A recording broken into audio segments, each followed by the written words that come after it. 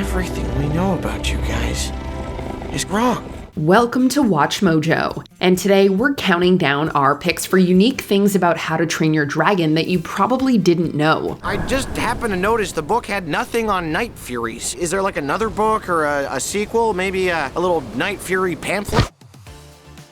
Number 10, based on a book. Before Hiccup's story soared onto the big screen, it first came to life in Cressida Cowell's 2003 novel. The starting point for my books was imagining a Viking world in which dragons really were real.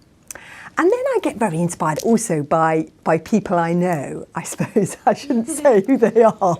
While DreamWorks' adaptation and the book differ in many ways, they share core ideas, characters, and themes. Both are set in a fictional Viking world and follow Hiccup's heroic journey. I brought breakfast. I hope you're hungry.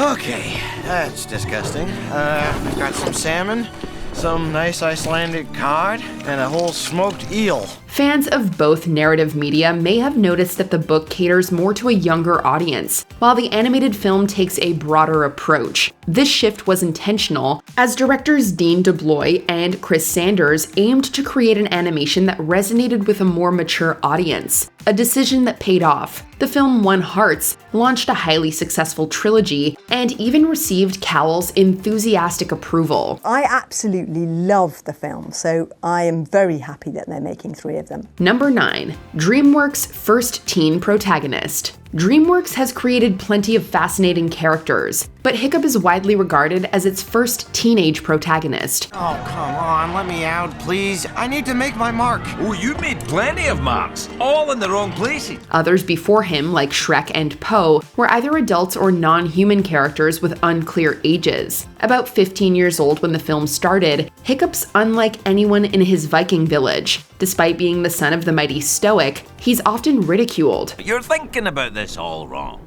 It's not so much what you look like, it's what's inside that he can't stand.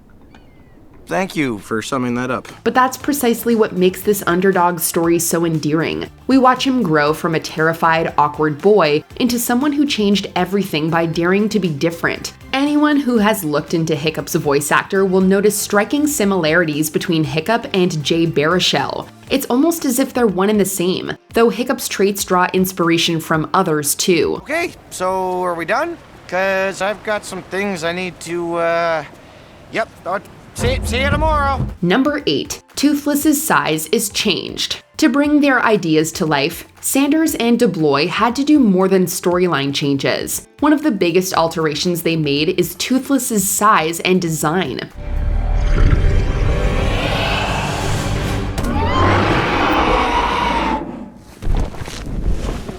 In the book, the Burks boys visit a dragon nest to find their dragons. After giving up his first, Hiccup ended up with Toothless, a green, iguana-sized dragon small enough to perch on his arm. For the film, the directors enlarged Toothless to make it more menacing, rideable, and rare. Alright, let's go time.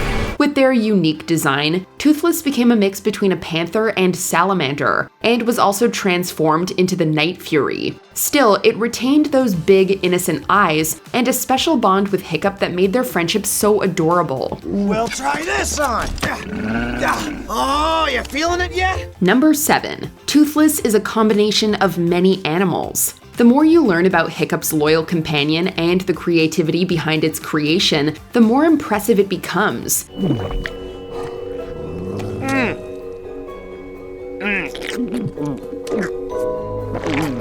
To design a creature that felt rare yet relatable, the animators let their imagination run wild. Look closely and you'll notice that Toothless looks like a combination of a cat, giant salamander, and panther, far from the traditional-looking dragon. At times, he even behaves like a dog. That's because the animators drew inspiration from a variety of animals like horses, snakes, kangaroos, dogs, and even more unusual ones. How cool is that? It's no wonder Toothless is so unique and amazing, with that extra pet-like touch. Even more fascinating is the fact that the animators attended flight school to perfect its breathtaking flight sequences.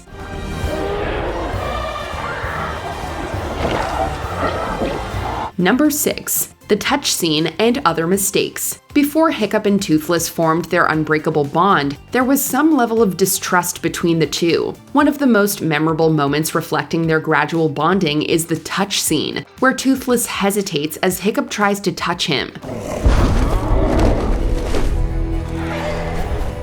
This was actually an animation error, but since it worked so well, the filmmakers decided to keep it. Another powerful moment that began as an error is the scene where Hiccup celebrates capturing Toothless. Oh, I did it! This fixes everything! Yes! I have brought down this mighty beast! As Hiccup approaches, the camera pans over Toothless's closed eyes, which instantly open, creating a chilling yet beautiful shot. Also, the heartwarming gift of the Night Fury scene, where Hiccup attaches a new tail for his buddy, came to life after an animator experimented with his own cat. No, Toothless, stop! Please wait! Toothless, please! Number 5. Terrible terror inspired by a dog. Toothless would have been a tiny green-colored dragon if the directors hadn't decided to make him larger. While he was spared from looking like a terrible terror, we still get to see these feisty, pint-sized pranksters in the film. Meet the terrible terror! It's like the size of my... Oh, get it off! They're more of a nuisance and comic relief of the dragon world. Small but mighty, you don't want to mess with them. Their yappy sound is spot on Chihuahua, which makes sense since that was the source of inspiration.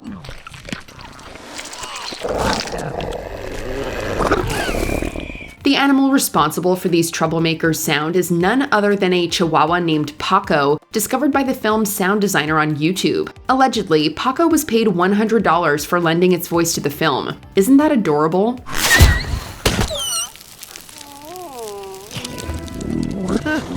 That's so fun. Number 4. The Hippo Cameo. It's not uncommon for franchises to drop cameos or references to other works, and DreamWorks did just that in How to Train Your Dragon. Alright, I admit it.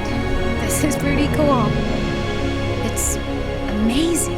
This Easter egg occurs during a really dark scene, so not everyone will catch the cameo of the Hippo Gloria. It happens during Astrid's excursion on Toothless, when he suddenly joins a flock of dragons headed to the dragon's nest. What's going on? I don't know.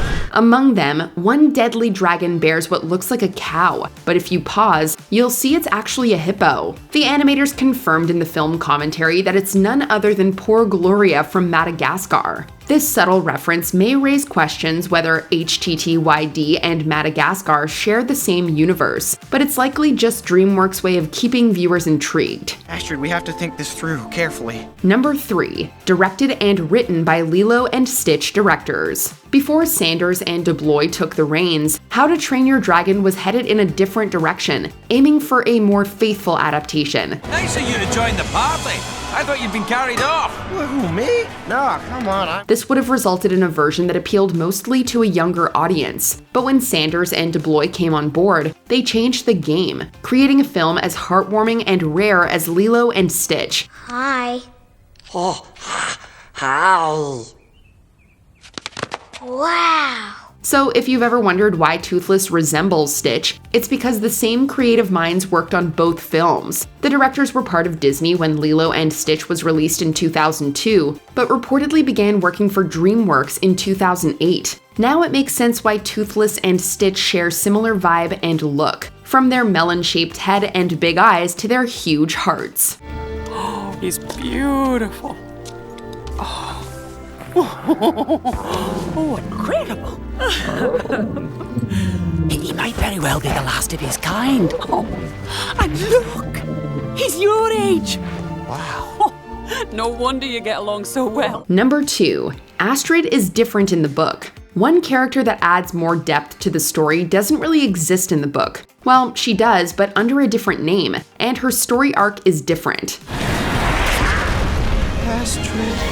In the book, Hiccup has no clearly defined love interest. Instead, there's Kamikaze, one of Hiccup's friends, who's fierce and proud, much like Astrid. She also owns Stormfly, just like Astrid. However, the directors chose to enrich Astrid's character by giving her a stronger connection to Hiccup, which we must admit was a smart move. What are you gonna do about it? Probably something stupid. Good, but you've already done that. Then something crazy. That's more like it. Her development aligns better with the film's tone. It's truly amazing how she evolves from Hiccup's rival to his friend and eventually falls in love with him. The film simply wouldn't be the same without their bond. See? I told you it was in here. Still doing that one. That's hilarious. Come here, you. Before we continue, be sure to subscribe to our channel and ring the bell to get notified about our latest videos. You have the option to be notified for occasional videos or all of them. If you're on your phone, make sure you go into your settings and switch on notifications. Number 1. Hiccup the Dragon Slayer. In this beloved animated film, dragons are initially seen as enemies, and the goal of the Vikings of Berk is to destroy them. The only problems are the pests. You see, most places have mice or mosquitoes. We have dragons. Most people would leave. Not us. We're Vikings. We have stubbornness issues. Some tales, including Hiccup's mom's flashback, reveal a long-standing war between them. However, while many Vikings talk about wiping out these creatures, it's Hiccup who can't bring himself to harm one. I wouldn't kill him because he looked as frightened as I was. I looked at him, and I saw myself. This happens at the end of the first film, where Hiccup faces off against the terrifying Red Death. Though it's Toothless's fire that ultimately defeats the bad dragon, it's Hiccup's bravery that spurs them into action, making the victory possible. Together, both rider and dragon deserve credit for being the true heroes of the film. He's alive! You brought him back alive!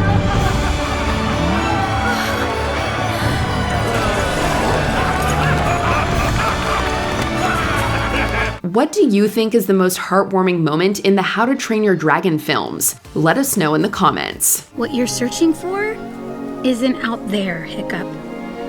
It's in here. Maybe you just don't see it yet. Maybe. Did you enjoy this video? Check out these other clips from WatchMojo and be sure to subscribe and ring the bell to be notified about our latest videos.